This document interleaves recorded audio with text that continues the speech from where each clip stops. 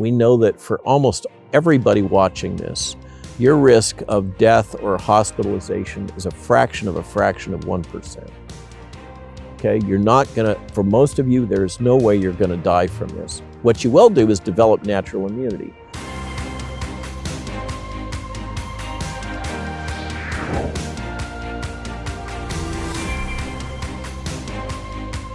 In 1986, the world's worst technogenic disaster happened when a nuclear reactor of the Chernobyl power plant exploded. As a result, hundreds of thousands of people were affected by deadly radiation.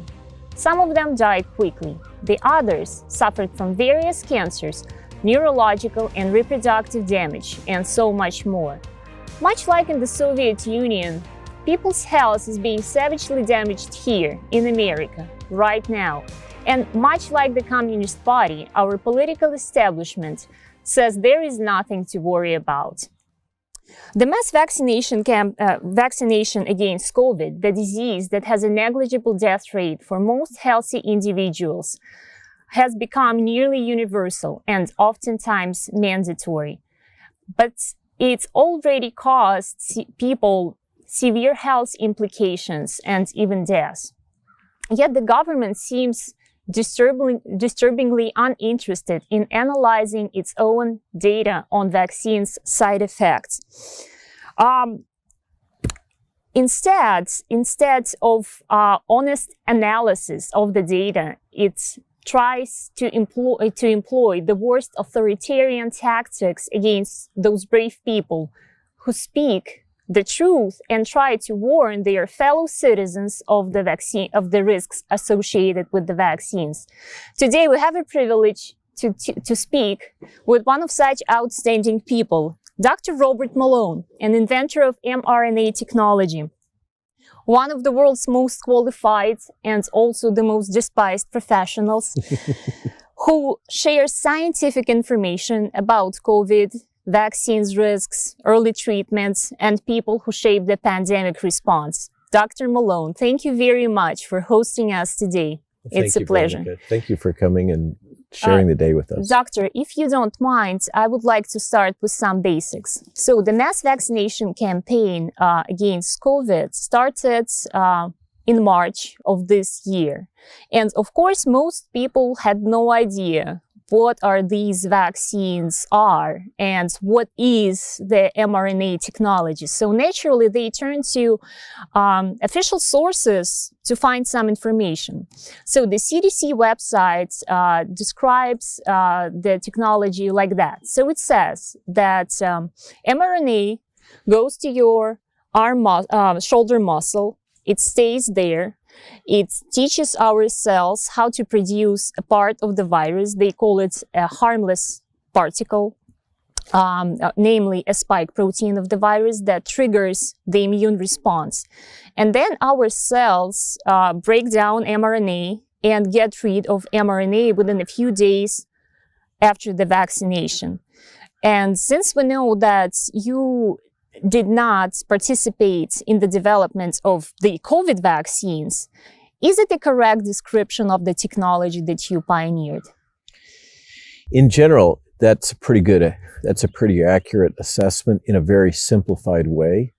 I'm not sure about the how long the RNA stays, and that statement, if that's what they actually say, there's no data to back that up, how long the RNA sticks around. There's a number, obviously the statement that the spike protein is harmless is also false, demonstrably false. It's a lie. It's another one of the noble lies. The idea that it just stays in the arm muscle is also clearly a lie. Anybody that's looked at the regulatory dossier for the Pfizer other products knows that this is not true. So if we were to give the benefit of the doubt, we could say that this is another example of kind of the logic of the benign noble lie, that we don't tell people the full story. We tell them a simplified story that is structured in a way that makes everything sound non-threatening. So you say that mRNA actually does not stay in the muscle. It travels further. It travels to other organs throughout the body.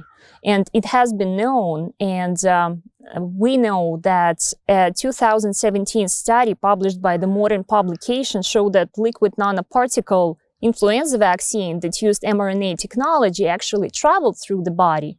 And then the Japanese government conducted a study on Pfizer shots biodistribution, and it showed that the spike protein was found in other organs in human body.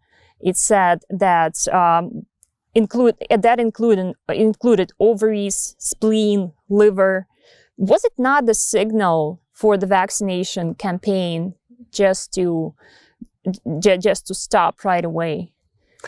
Okay, so I'm going to backtrack a little bit on what you just said, because it's important that we get the details right. And this is what you're referring to, I believe, is what's called the Common Technical Document. This is a dossier of information that is submitted to various government regulatory authorities by Pfizer. Mm-hmm. So it wasn't the Japanese government performing a study, but rather it was the Japanese regulatory authority which disclosed a Pfizer document. And what's the nuance there that's important to understand is that our policies here in the United States with the FDA and with the European Medicines Agency is that those documents that are submitted by the developer of the product. I believe that it was the study conducted by the regulatory government that found. It was a Pfizer study that was submitted to the regulatory authorities and then was obtained by Byron Bridle and others. I was among the first to analyze it. Well, thank you. Thank you for clarifying that. This is very important. So it's important that it's actually Pfizer. Mm-hmm. And what it revealed was that the regulatory authorities across the world allowed Pfizer to submit a grossly incomplete document in support of initiating clinical studies concerning the what we call now Comirnaty or Comirnaty, I'm not sure how to pronounce it, the BioNTech product. So in that set of studies, what was shocking to me and many others that reviewed them, again, this is a Pfizer submitted document that became the basis for authorizing this thing to be used all over the world, is the regulatory authorities allowed Pfizer to take data that wasn't actually developed with this vaccine, that they developed for other purposes that didn't meet the standard regulatory requirements for rigor, for how carefully the studies were done. It didn't meet the norms for ensuring that the studies were done in a well-controlled fashion, which is always required for clinical trials. And they allowed Pfizer to use data that had been developed with other RNAs and other purposes and other formulations. It isn't the final formulation of the product. And submit that in lieu of actually doing the work that they needed to do. And that's always been required for vaccines, as far my whole career, and that the world has all agreed that these are the way studies are supposed to be done. The regulatory authorities across the world basically allowed Pfizer to submit, I'm just going to say it, junk data that wasn't related to the actual vaccine and use that to justify going forward in humans. Now, in terms of the biodistribution studies, which is what you're talking about in particular, those were not done well, and they were done with other RNAs, including the RNA that encodes the protein that makes the firefly tail glow, which many people have gotten excited about the name of that protein, which is luciferase. So yes, it refers to the devil in some ways, but in fact, this is a protein that I pioneered its use in animals back in the 80s when I was at the Salk. And that's all it is. It's the protein that makes the firefly tail glow, which causes light to be produced, which is an easy thing to detect, but it is not the vaccine RNA. Okay, so What they did in those studies that you're referring to is they did look at the distribution of the fat part. There's fats that are put around the RNA that allows the RNA to slip into cells. And those fats include things that are synthetic. They are made in a test tube. They're not a natural product. They're not something that your body would normally encounter. They are a new chemical entity, is the formal words. And so typically with a new chemical entity that we're going to inject into billions of people, there would be rigorous studies done about their safety, the biodistribution, how long that thing lasts, and whether it might cause damage to the DNA, genotoxicity, or the ability of animals to reproduce, reproductive toxicology, so birth defects and other things. Normally that would be required. What they did was very superficial experiments that were not well controlled. They didn't meet the normal standards. They didn't actually involve the actual drug product. What the studies that they did do showed in rodents was that when they inject it into muscle in these rodents, it distributes, the particles distribute all over the body. They don't stay put. Some of them do. Many of them go to other places. And they looked at whether the protein produced by the RNA, so this would be akin to the antigen, but they didn't look for spike protein because they weren't using spike protein mRNA. They were using firefly glowing RNA, luciferase. And so they were looking for light production from the various organs. And then they also looked for where the lipid part went. The lipids go to the ovary. And that was one of the things that caused a lot of people to say, well, this needs to be followed up. This needs to have more rigorous testing, which wasn't done. They never forced them to do that, apparently.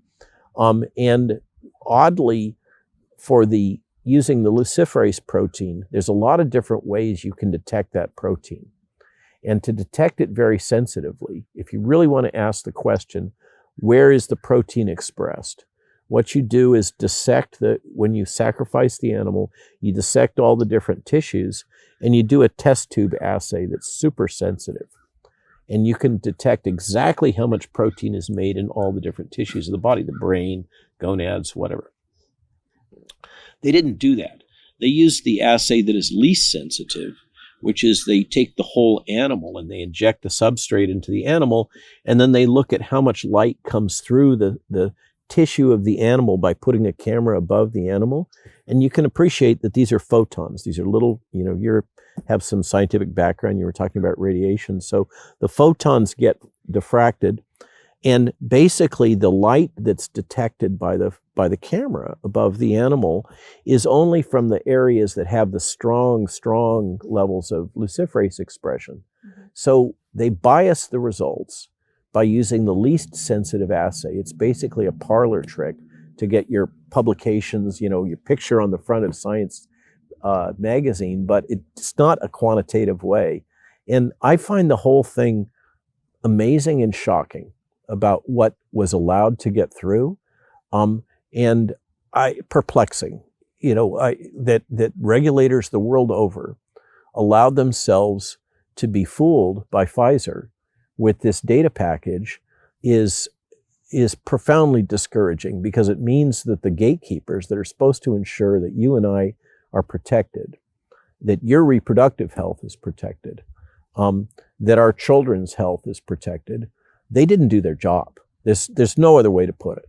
Doctor, but we spend, I don't know how many millions a year to actually pay their salaries at the FDA and at the CDC. The world's top experts, I assume, work there, and they would need to look at that data and see all of these irregularities, and they would see that it is grossly incomplete, and they would still let it through. Remember, it wasn't just the FDA and the CDC. It was also the European Medicines Agency, the Japanese regulatory authorities.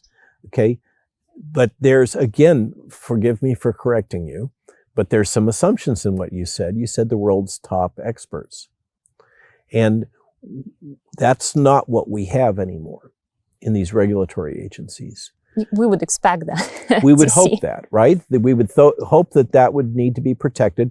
Or if not, that if people like me were to call Peter Marks at CBER, the branch that controls vaccine licensure, and have a discussion with him about this finding and what was observed with this package, that Peter Marks would say, maybe I got to listen to this guy. Maybe he's got something to say. And I ought to pay attention to him because, hey, he was the guy that came up with this technology and maybe he has some insights. So I made that call. I had that telephone conference and Peter assured me that that this would all be taken care of, that there was no safety signal to be worried about, and that I should give him time to just let the regular process work through. Okay, so they completely, and I have other friends at the FDA that I had alerted about the potential risks with spike protein, and that information from those lower level people who are good, solid scientists that I respect was sent up the chain of command, and the FDA was fully informed of that, and they believed that what I was alerting them to was not an important signal, and there was no cause for concern. So I did do my job of saying, hey, my friends, please pay attention to these things. And the response I got was basically, go away, we know what we're doing. But the truth is that they don't have experts that are deep in this kind of technology. And what they do is they have checklists. So now you're assuming, for instance, let's talk about the FDA just for a moment. You're assuming there's a deep level of competency there. The truth is that they pay about 80% of market value, okay? And the people that work at the FDA up in Rockville are in a very expensive real estate market. So what you end up with is people that are kind of largely second grade. You know, if they could make big money working for Pfizer, they would. And many of them do when they leave, right? Like the former FDA Commissioner Gottlieb, right? That's right. This revolving door, and then they go out and do that. But most of the folks that are operational, that are reviewing these documents, they're not the top tier scientists. They're often foreign graduates, not US trained. I don't mean to be pejorative about scientists from other cultures, but they're here and English is not their first language. And the way that the FDA has come to work is they have checklists.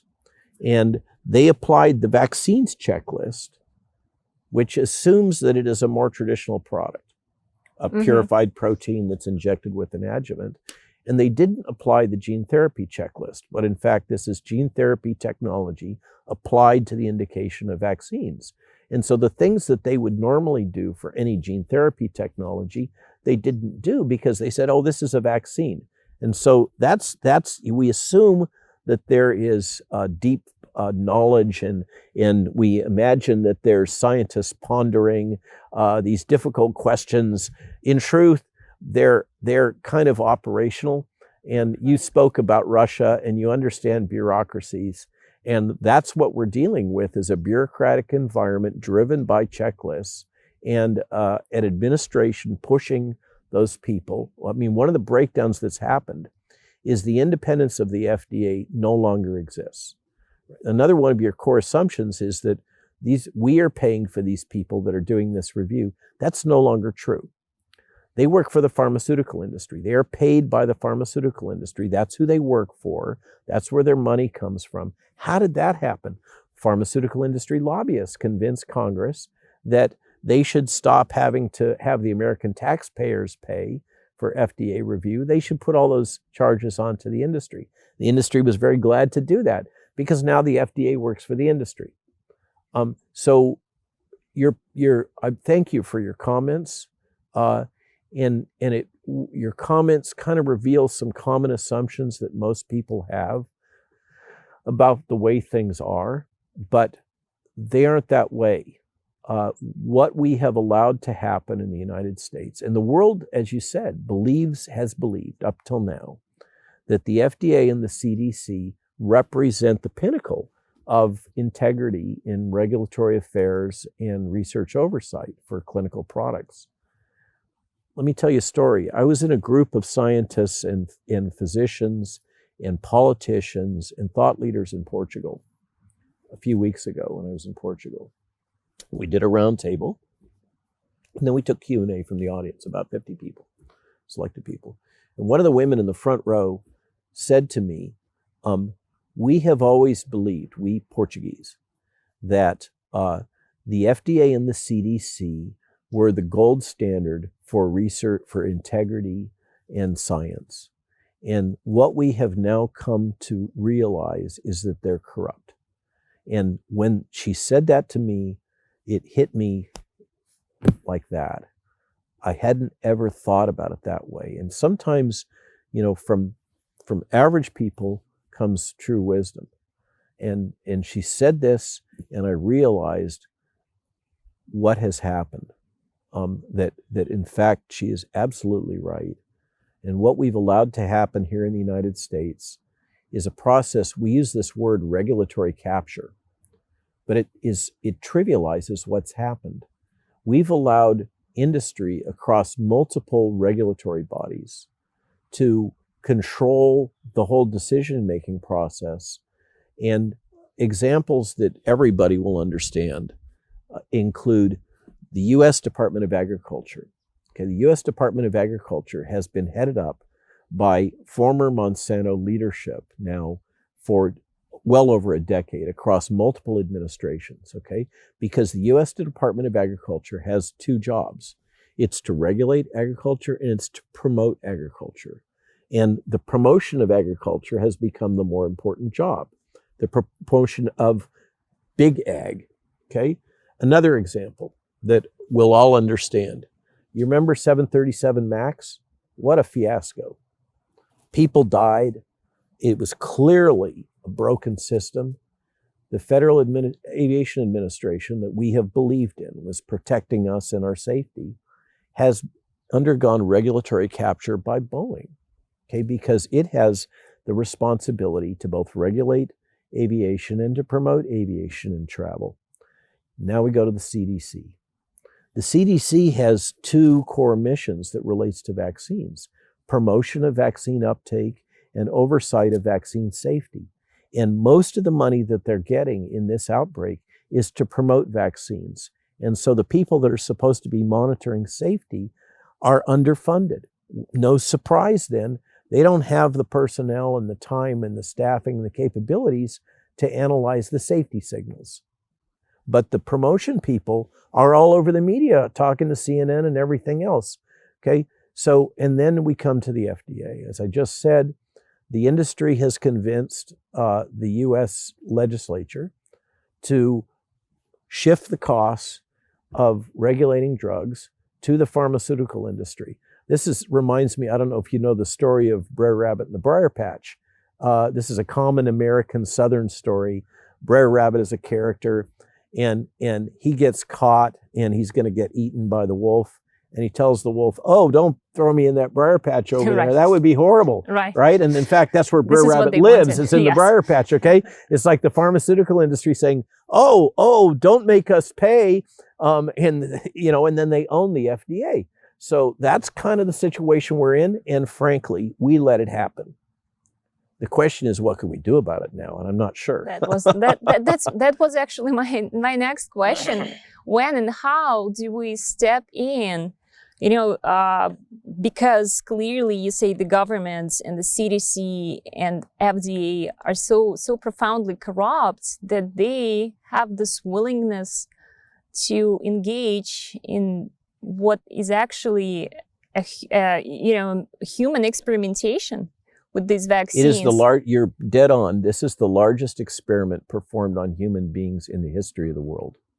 And it's being driven by, it's being enabled by a regulatory structure that is not designed to protect us. It's designed to protect the pharmaceutical industry and promote the pharmaceutical industry. And that pharmaceutical industry in the United States, which charges much more money to us than it does to most other nations, our cost for our drugs is huge compared to most nations. They generate all this revenue, and they use that revenue, it's weaponized, to control our legislature and to control our regulatory bodies. And where do we go from here? There's a short-term answer and a long-term answer. And forgive me, but I'm going to riff on this. Over the short term, we all face this problem. We are being controlled through fear. That's another thing that's controlled, is the media is now all owned, the legacy media. We're constantly bombarded by messages from CNN and the New York Times and the Washington Post and all of the standard outlets about how horrible this virus is, and we're all going to die, okay, if we get infected from this. And when I got infected in late February of 2020, and I was deep in the data, I knew exactly what was going on in China. I was afraid I was going to die. But this is way later. Now we know the statistics. We know that for almost everybody watching this, your risk of death or hospitalization is a fraction of 1%. Okay, you're not going to, for most of you, there's no way you're going to die from this. What you will do is develop natural immunity. So we got to fight that whole fear thing. And for our children, if your children are otherwise healthy, they have virtually a 0% chance of getting hospitalized or dying from this virus. Sure. They have really strong immune systems. So we got to fight that. And then the truth is that we're looking at Delta Plus moving into the population throughout the world this winter. And I just come back Delta from Plus. Delta Plus. I just come back from Hawaii. And just to illustrate the point, there are 2 monoclonal antibody cocktails available in the United States right now for early treatment. One of them is produced by Regeneron, the other is produced by some other companies. And the federal government notified Hawaiian Public Health that they would no longer allow importation of the other monoclonal antibody preparation into Hawaii because it was not active against Delta Plus, and over 5% of the Hawaiian cases are now Delta Plus. And so they would only allow Hawaii as a state to buy the Regeneron cocktail because the other one's no longer effective. Why? Because the virus has evolved to escape those antibodies, just as it's evolved to escape these vaccines. These vaccines are for a virus that is no longer circulating, okay? They are what we call mismatched. So the point is that this virus is evolving rapidly. Delta Plus is coming. It will sweep through our populations. What are we going to do about it? Because that's where we're at. It's kind of a street fight right now. And how do you protect your children? How do I protect my grandchildren? How do we protect our elders in particular, the people that are at high risk? And the only answer I can come up with, it's not a vaccine. It's not taking a third jab. That's got a whole, every time you take another shot, you have all of those risks associated with that shot yet again, plus the risk of actually suppressing your immune response. There's a short-term suppression and there's a long-term suppression. It's not as simple as we're being told. So we have to come together and find solutions that are going to protect us over the next few months. And I think there's ways that we can do this, but it has to be community-based. People have to be provided with information, and you're helping with that, with what you're doing. But they can go on the various websites for early treatment and find information. There are over-the-counter drugs that if you take them early, it can keep you out of the hospital. That's what we have to do, is keep people out of the hospital, okay? And many doctors, Dr. Zelenko gets a lot of credit for being one of the first. There's 2 physicians in the Imperial Valley in California. They're both older. They're working way beyond what they should both be retired at this point. And they've saved thousands and thousands of people in the Imperial Valley of California, largely the poor, largely farm workers. They're not getting rich on this by making available early treatment protocols. There's very good staged early treatment protocols. We need to set up networks so that we can call on people in our community and make sure they're okay. Because one of the tragedies is we have old people who are feeble. They don't have very good access to information in the internet. And they get sick. They try to go to the hospital. The hospital says, you're not sick enough yet. go home and get sicker. Think about this. Go home and get sicker, and then come back when your body is really damaged, and we'll admit you, okay? In the meantime, good luck. You're on your own. Let us know, you know? And these old people go to their home. They're alone. They're socially isolated, and they die alone. It is such a tragedy. So let's find ways to be able to connect to those people and follow up with them. Make sure they're getting contacted. Make sure they have access to some of these early intervention medicines. Make sure that everybody has information. And we can't rely on the system right now and the main media to provide that information. They're completely failing us. But there are things we can do. Number one, don't be afraid. Number two, get informed, get information. Number three, organize locally to make sure that you can help support your community so these people are not alone. And I think if we do that, we can get through this next wave. Now, the long term, the only solution is political and legal. The government is now lawless. They are doing things that are against the law, and they don't care. They believe that, I don't know what they believe, but forcing people to take an experimental medical product is illegal. It is in federal law. We call it the common rule. It is not legal. Forcing the military to take an unlicensed product and then relabeling it, calling it the licensed product, which is what I'm telling military people are coming to me and telling me this is what they're doing, because there's a law that the military cannot administer unlicensed vaccines to its personnel. This is a law that came out of what happened with the Desert Storm and the anthrax vaccine shots, where a lot of military personnel were damaged. And they're not allowed to give unlicensed products. So the president commands them to vaccinate the troops with an unlicensed product. And so there's a colonel now in the Pentagon who will retire soon, so he doesn't have to worry anymore. That's why they picked him.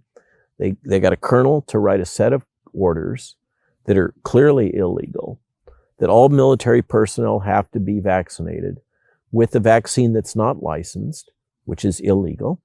And what they're doing is they're telling the military personnel, oh, we're giving you the licensed vaccine Comirnaty, but that vaccine doesn't exist. And so the other thing they're doing is they're taking the Pfizer vaccine and they're putting labels on it, calling it Comirnaty, which is, by the way, a felony. Okay, they don't care. The law is no longer relevant. We have a government that is out of control. And the problem is the lawyers are fighting this. I mean, the lawyers are, like with all these mandates in industry and academia, which the government is forcing them to do by saying, well, if you don't vaccinate your people, like if you're a hospital manager, if you don't vaccinate the people that work in your hospital, we're no longer going to compensate you for Medicare, Medicaid. In other words, we're going to put you out of business financially, okay? If you're an academic leader, you're president of a university, you're being told, if you don't force all your kids, your students to get vaccinated, then we're going to take away your federal grants and contracts. There's been a new policy put in place by NIH that if you want to have a federal grant or contract, you have to have everybody vaccinated. So that's how they're doing it. They're doing it through financial coercion, and they're doing it across the board. And the problem that all these academics and these companies are going to face is that in this whole chain, the vaccine companies have been indemnified. The government is protected. They're not going to have financial liability. Okay? People are going to get damaged and harmed. That will happen. And they have very little recourse for getting compensated for their damages, for hospitalization or whatever. Who are they going to sue? The one group that is in this food chain that is not indemnified is the university presidents and the corporate leadership, et cetera. The phrase is used, on Wall Street, who's going to be the bag holder? It's those guys and gals that are going to have to take the legal liability. And I can tell you that the lawyers are lining up this is like gold rush for lawyers. I predict we're going to be seeing little adverts on CNN at some point that instead of saying, get your mesothelioma book, it's going to be get your COVID damages book. The lawyers are going to have a heyday with this. The problem is that once these legal precedents get set, it's going to take about a year or two. It will go to the Supreme Court. And these large organizations are going to face massive class action suits. The other one that's happened that's really clear to me because of who I deal with, the information I get access to, there appears to be a clear pattern of suppression of early treatment options by people in the government. And we know these various drugs, hydroxychloroquine, ivermectin, and others, there is has been a strategy to delegitimize this, and we've seen it. It's most obvious in the ivermectin is a horse drug thing, that huge media push, okay? And you'll recall that was capped off by somebody in social media at FDA posting a tweet that, using the pejorative Southern language, don't you know that ivermectin is a horse drug, y'all? Basically is what they said. It was really demeaning for people around me here in Virginia and in the South. It was totally inappropriate. There's an email of Janet Woodcock congratulating the person that wrote that tweet for having done that. And it set off this whole media storm on Rachel Maddow, et cetera, pushing this grossly false narrative that ivermectin is a horse drug. I love to say this in rallies and things, okay? So I'm going to say it to your audience. There's another drug that recent papers have clearly demonstrated is effective when administered for COVID disease early on. And it's a horse drug. It's another horse drug. It's used by horses and veterinarians and in dogs. It's called aspirin. Okay. That's unexpected. So I'm sure we're going to find aspirin coming off the shelves, but we all know that aspirin is really good for helping with blood clotting. Mm-hmm. And one of the problems with this vaccine is it triggers blood clots. So does the disease itself. And aspirin, it turns out, is effective. The drug that I pioneered, the stomach acid drug that's sold as Pepcid, is also effective. The scientific name is famotidine. That's the chemical name. And we now have clinical trials starting, funded by Department of Defense, major clinical trials for the combination of Pepcid and Celebrex. Celebrex is an arthritis drug, otherwise called celecoxib. And there's good scientific basis for why these two drugs are used together to treat this disease, both in the outpatient and the inpatient environment. And we've been given full clearance by FDA. DOD insists that everything for us, for repurposing drugs, everything has got to be done by the books. And so we've been through, it's taken a year and a half to get to this point, but we're now launching those. So my point is only that there are a number of these repurposed drugs available. And we've seen this coordinated attack by mainstream media, backed by pharma, and enabled by the FDA and the CDC and the NIH to take down these repurposed drugs that are off patent, incredibly cheap, but compete with the drugs that Tony Fauci is now pushing that are being developed largely with your taxpayer money by Pfizer and Merck. And you'll notice the absence of advocacy on the part of the federal government about the monoclonal antibody cocktails. Fascinating note, Ron DeSantis championed that, as you'll recall. And what did the government do in response to his success down in Florida? They said, oh, we're going to restrict your availability on these monoclonal. What? How does that make any sense? There's something, as I say, there's just so many signs of deep corruption. But there are early treatments available. They are cheap, they're effective, but you have to get them on board early. The last key point to hit, there is no rationale for vaccinating the children. None. There is no benefit to the children. with the exception of those that have significant pre-existing disease.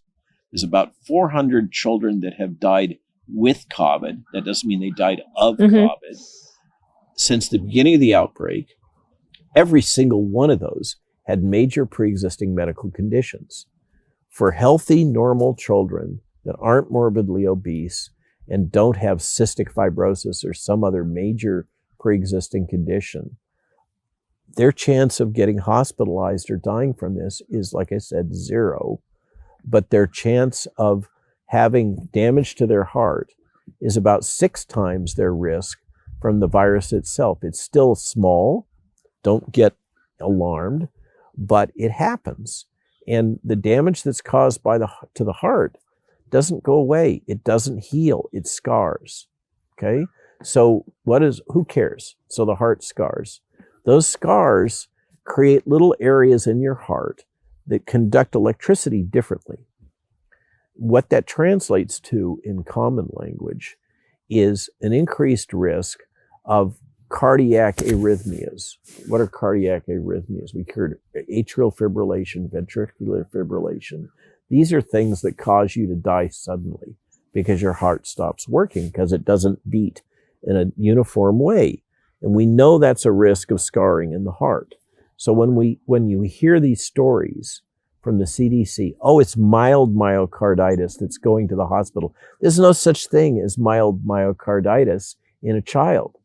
And it doesn't happen. It's only happening after these vaccines and to some extent after the virus itself. So there's no reason to vaccinate the children. Don't do it. Sir, just yesterday, FDA approved the Pfizer shots for children as young as 5. From a stacked committee, 7 of the 11 of which, or 12 total, 1 abstained, 7 of them had demonstrable ties to Pfizer. I mean, the system is deeply corrupt. And as another, proof of the system being corrupt, even before the FDA met, the Biden administration last week, they officially announced that they have acquired 28 million doses of Pfizer vaccine for children, even before it got approved, even before it got to the committee. It's a kangaroo court. I mean, you spoke of your background in Ukraine and the Soviet Union. That was your lead here. And as an individual, you've experienced that personally, that kind of system. And I hear from folks that have been in the former Soviet Union or in Portugal, it was fascinating being there because they were under another authoritarian regime, Salazar. And the people, that only ended in the 70s. So a lot of the adults and older people in Portugal, they remember what authoritarianism is about, just like This is why it is so scary to see it happening here. And then I was just giving testimony to the Hasidic Jews. They have cultural memory coming from the Holocaust. And all of these people are saying, look, wake up. These are the signs. These are the signs of creeping authoritarianism and control. Pay attention. This is not normal. This is not okay. And so I honor you for speaking out and recognizing this and trying to warn people. I don't know what has happened to our government. And the press has said for a long time that the threat of authoritarianism was going to come from the right, but it hasn't. It's important to recognize, and we culturally, we don't like to talk about what happened in Germany in the 1930s. Mm-hmm. But the Socialist Party was a left-wing party in Germany that took over. Okay? To assume that authoritarianism is only going to come from the right is foolish. It's naive. And we're seeing it now. And what amazingly we seem to have had happen is we've allowed the World Economic Forum, Bill Gates, and a CIA shop basically located at Johns Hopkins to run a series of war games over years and years and years, come up with a battle plan of how to respond to a true, highly lethal pandemic. that for some reason has always ended up with authoritarian measures. You put together a bunch of folks coming from that community, and that's what you get. And they've developed a battle plan, basically a response plan, and they are implementing it. And what they've done is they have trained world leaders like the governor of California, like Justin Trudeau, like people from the Central Communist Party in China, world leaders, the woman that is managing a lot of the pandemic response in Australia with the rubber bullets. These are all people that have been trained in these war games that have been run at Hopkins, and they're not the intellectual giants of the world. They're a bunch of bureaucrats and functionaries, and they've been taught this process. This is what we're going to do. Now, normally, anybody trained in war, in the art of war, knows that your battle plan is only as good until you first encounter the enemy, and then you have to adapt it. Mm-hmm. These people have never changed their battle plan based on the reality of what this virus represents. It is not a highly lethal virus, and we do not have a highly effective vaccine. They don't care. They got their little plan. It's just like the FDA. They got their checklist. This is what we do next. This is what we do next. And by the way, a bunch of media leadership have been involved in all of those war games. Those are the people that we're listening to on CNN. Those are the people that are writing for the New York Times. They've all been indoctrinated that this is what we have to do. This is how we have to control the population. This is how we get out of the pandemic. But the reality is completely different. And that's why you and so many others are looking around and saying, but this vaccine doesn't work. It doesn't protect us from infection. Why are we all being forced to take it in our workplace when it's not going to ensure that our workplace is safe? Why are our children being forced to take it? Pregnant women. Because that's a whole nother can of worms. That is totally unjustified. We don't have the data to show safety in pregnancy. So common, normal, I want to say common, people in the world, we're really all the same. Yeah, I've had specialty training. You've had specialty training. They're just different, right? And I committed a stupid long time to my training, okay? But so I know things and I do things that's different from what you do, but that doesn't make us different. That doesn't make me more special than you. And it doesn't mean that I have some super brain power. People can see truth. They know it. They know it in their bones. They can sense that there's something wrong here. Often they don't have the framework, the words to think about it, because this isn't what they do for a living. They drive a bus or do other things. They're policemen. They're airline pilots. But they know that there's something wrong here because the management that's coming from the top on us doesn't fit with what they know to be the ground truth. And that, I think, is the big question. Why? Well, what is behind this? What is behind this, really? You say that they're not flexible. They are sticking to that scenario. Do you think it is because they are just being so very unadaptive bureaucrats? Is it because of their very conservative, in a bad sense of words, type of thinking? Or is it because they just simply got drunk on power and they really like this position when they can decide on life and death of millions of people? Or they feel like they're locked in. So I don't know the answer. I'm not a psychologist. And I can't get inside of Tony Fauci's head or Bill Gates' head. I'm convinced that both of those people have distorted views of the world. They are not in touch with most people. They live in their own special reality of power and protection. They're surrounded by sycophants that are telling them whatever they want to hear. They travel in international spaces on private jets with people that are like them, and they don't really deal with people like you and me that are out in the world doing things. Ordinary folks. And and now their authority is being threatened. They're not threatened by me, I guarantee. And they're not threatened by you. They're threatened by facts. And the facts are inconvenient. And so what is their reaction? Oh, we're going to suppress the facts, right? Because they're inconvenient, because they make us look bad. Not because what we're encountering is people, I don't think you could deny, we're not encountering people who are committed to public health, to protecting you and me. We're encountering people that are committed to defending their own privilege and their own perks and their own status. Mm-hmm. And it's very much about them. I mean, how can you look at Tony Fauci and not realize it's all about Tony, right? Oh yeah. It's all about Tony, right? And he's constantly on the media. He has multiple, I mean, the guy's the director of the National Institute of Allergy and Infectious Disease. What does he need 30 media people for? This is crazy. Why is he personally the only one allowed to speak of all the scientists at the NIH? Because it's all about Tony. He's been able to amass this massive amount of power.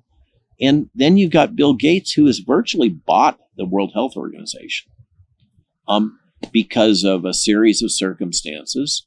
And then above all of that, you've got these 4 major investment firms that all own each other, like BlackRock and Vanguard.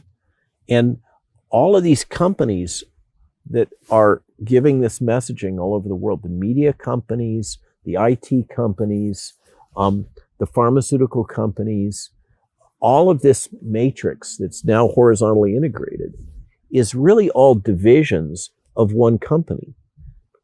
What we're seeing is the consequences of consolidation of finances, of money and power globally. And that's, we had the Sherman Antitrust Act here in the United States to break up the power of these big blocks of capital. But what's happened now is that capital is no longer constrained by nation state. Mm-hmm. These blocks of money are independent of countries. They're more powerful than countries. They tell the U.S. Treasury what to do. They tell the U.S. Federal Reserve what to do. It's not the other way around anymore, okay? They control economies. They can make or break you and I like that, and everybody around us by making a financial decision. And they are amoral. They don't operate in a world where they care about morality. They operate in a world in which all they care about is return on investment. And we become pawns. We become just, the metaphor has been used. I don't know of a better one. We're like cattle. We are just economic units that can be moved about in whatever way to suit them.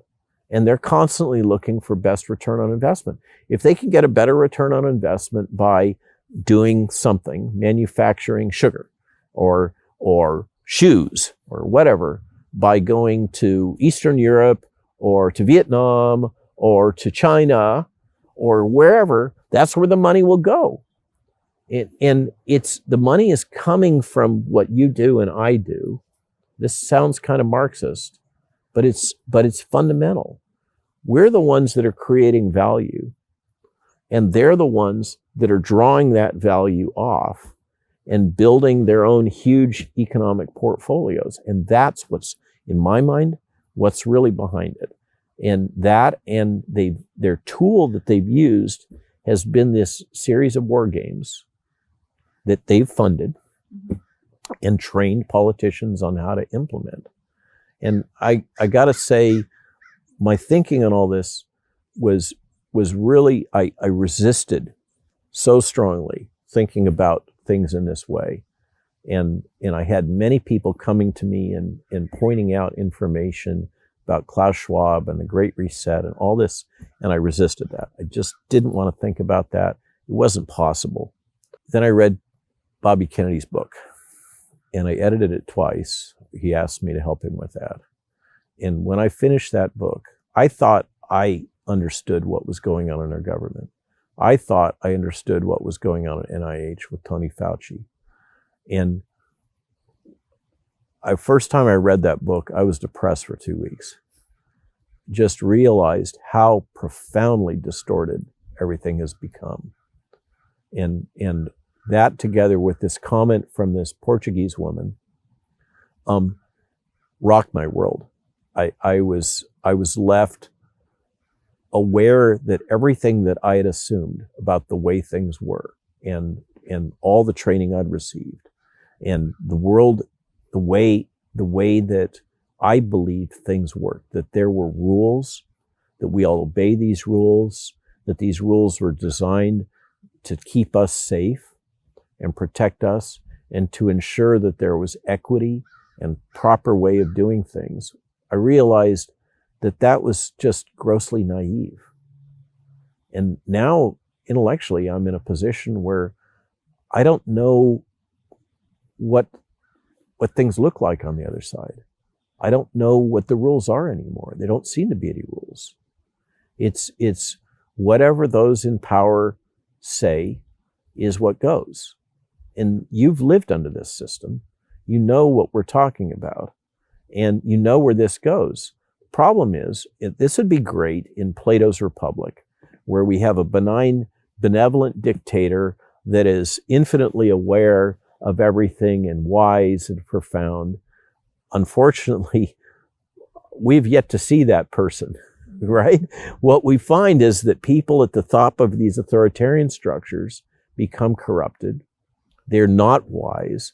They're not fully informed, and they end up serving their own interests and those around them. And it happens again and again. We all know this expression, power corrupts and absolute power corrupts absolutely. And I don't know what I encounter in moving about in the world, doing all this travel and talking to people, Latin America, Europe, Asia. Many people have become very distrustful of centralized authority. And they're seeking other ways, some other way to organize ourselves. And they don't like communism. We've proven that it doesn't work. But they sure don't like this kind of central command authoritarianism. And in kind of we know best collectivism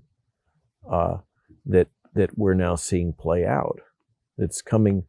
I mean, the term in after the French Revolution of Jacobins applies. If this is kind of sophisticated political language you're talking about, many of current French leadership think of themselves as Jacobins. This idea that they know what's good for all of us, greater good, and they're going to implement it whether we like it or not.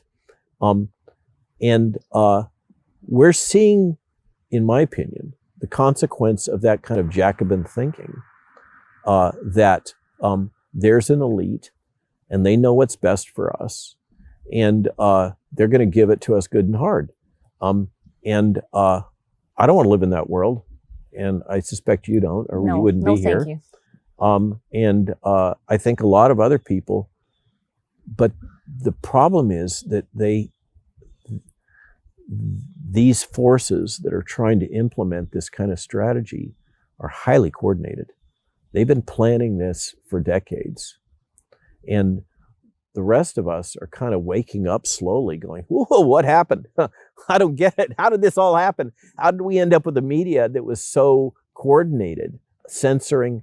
I like to say, I said in a rally in Oahu last week, I said, do you remember the time when we all felt sorry for the Chinese? Because their government was controlling their access to information. Their government was controlling their internet. Their government was controlling what they can do, where they can move, that their government was forcing them to have internal passports. Remember when we all felt sorry for the Chinese? Wake up, because here we are.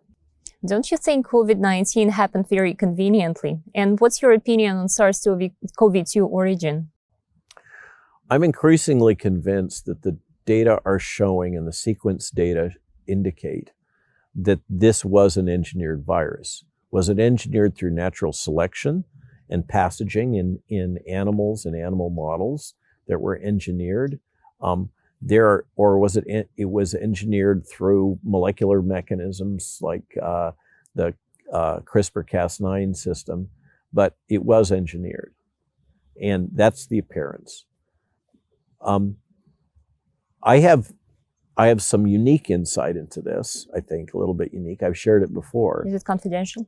No, it's not classified.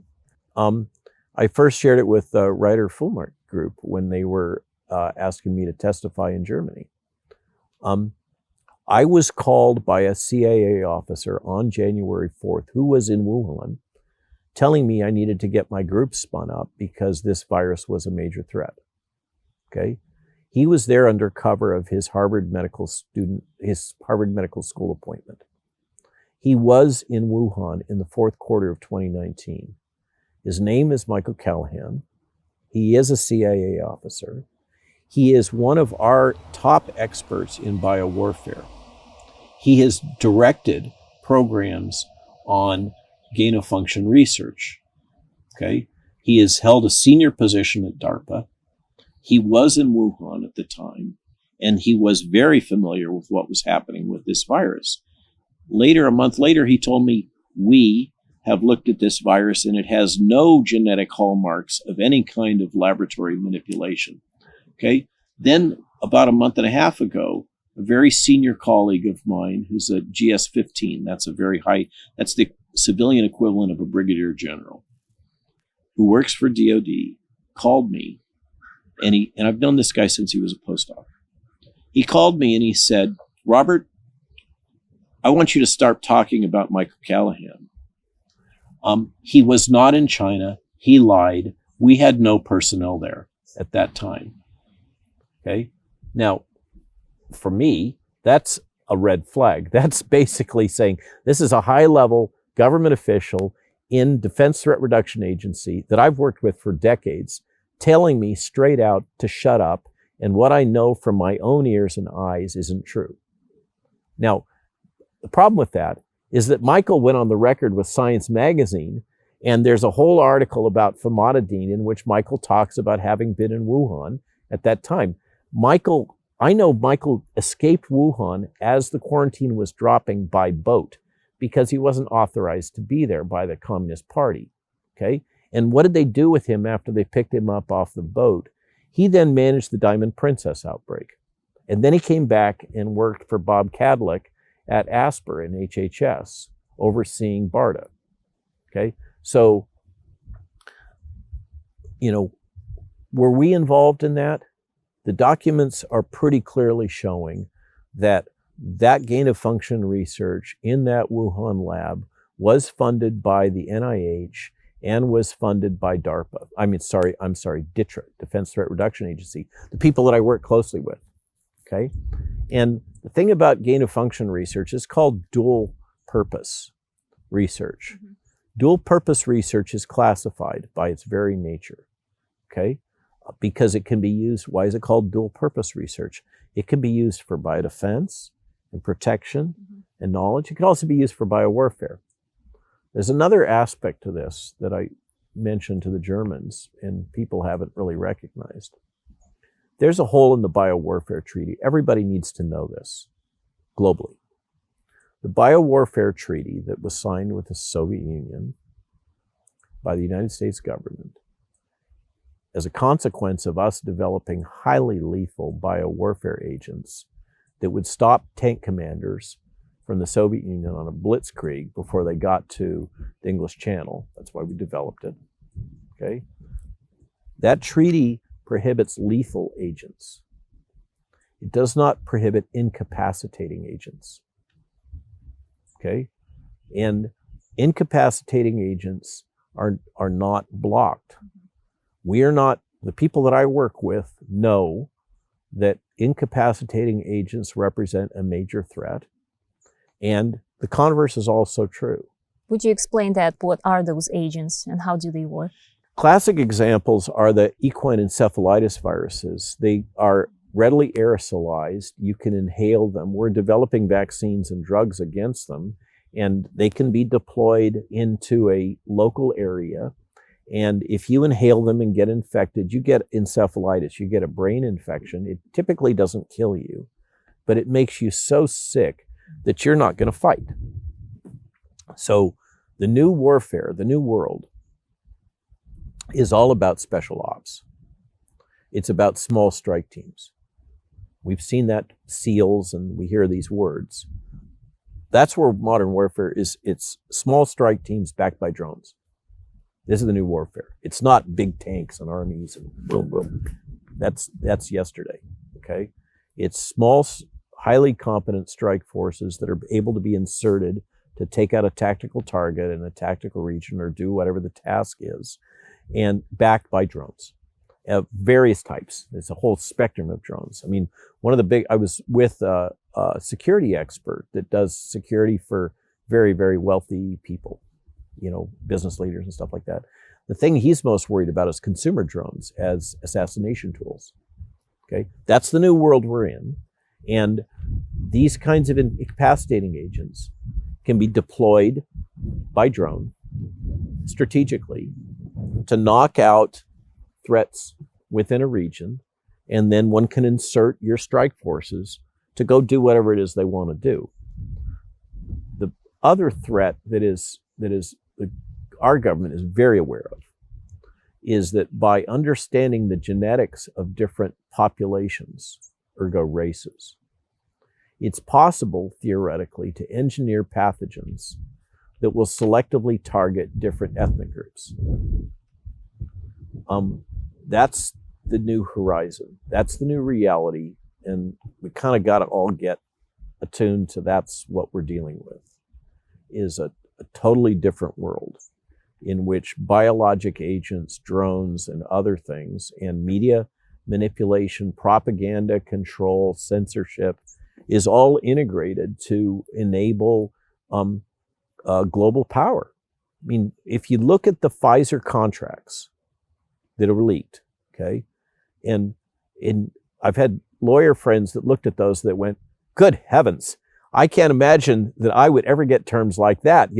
I'm a slacker. Look at what Pfizer's done. This is amazing. They're leveraging governments, okay?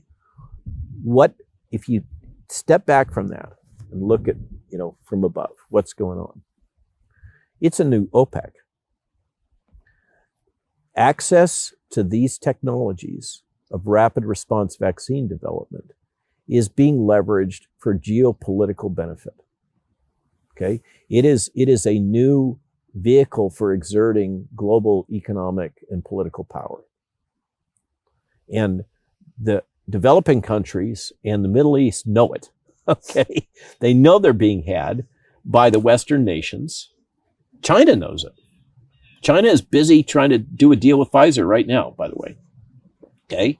The thing about the RNA tech is not these vaccines. These vaccines are just the entry point. Mm-hmm. The RNA tech makes it possible to make customized vaccines fast, okay, based on genetic information. And the whole manufacturing process is standardized. Whereas with regular vaccines and regular biologics, it takes a long, long time to develop a manufacturing process and release and testing and blah, blah, blah for a new product. With the RNA tech, basically you just change the sequence inside the RNA and the whole rest of the formulation, chemically, it stays the same. And it makes it possible to make these things really fast and at small scale. That is transformational. It's transformational for personalized medicine, cancer, but it also makes it possible to make customized vaccines on short notice that can be deployed into small populations. If you think that the bad guys, metaphorically speaking, have come up with some new pathogen and they're working on it in this geographic area, okay? It means that once you get a sample of that pathogen, you can sequence it, you can generate a vaccine for it, you can vaccinate your special forces, they can go in and deploy and take out whatever that group is that's building this new thing. That's one version of that story, okay? Another version of that story is if you want to come up with a new weaponized incapacitating agent, then it's really easy to make a new vaccine to protect the people that are going to deploy that strategically into fill in the blank area. Now, would our government ever do that? Oh, I can't imagine. Has the CIA ever assassinated duly elected leaders in other countries? I don't think I have enough fingers to count, right? So this is the reality that's behind all this. And we need to wake up. That was a riff. Yes. Wow, this is actually even scary to think about. And yet this reality, and like you said, it's unfolding before our eyes. But like you said, there are strategies that people can use to try to resist. I know that the enemy is powerful and well organized and well funded, but there is a chance, like you said, organizing and informing people of the threat that they may be not even aware of. This is very important. And I believe that our conversation today was a step in that direction. I hope so. Yes, I really do so. Thank you very much, sir, for hosting us here this beautiful day in your beautiful farm, and for your candid and very, very strong arguments. We do appreciate it. My pleasure. Thank you, Dr. Malone. I think knowledge and information is the one thing I can help with. And I'm not going to go lead. I'm not a leader of major protests and social movements. But I appreciate your willingness to provide an opportunity to share what I know, and your interest in the topic and your leadership as somebody in alternative media that is willing and able to